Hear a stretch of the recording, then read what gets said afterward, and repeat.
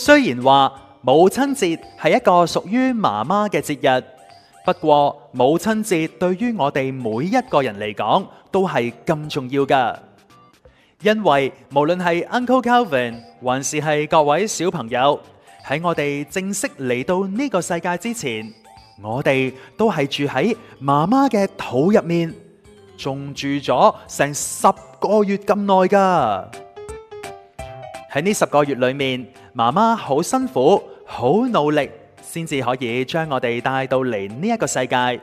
所以各位小朋友，大家一定要好好愛錫媽媽啦。我哋喺媽媽肚入面嘅時候，就係媽媽懷孕嘅時候。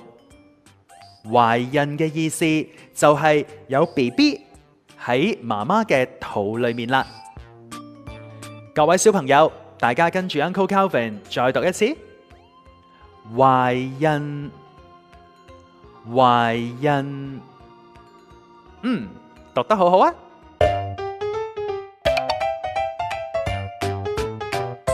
雖然話母親節係一個屬於媽媽嘅節日，不過母親節對於我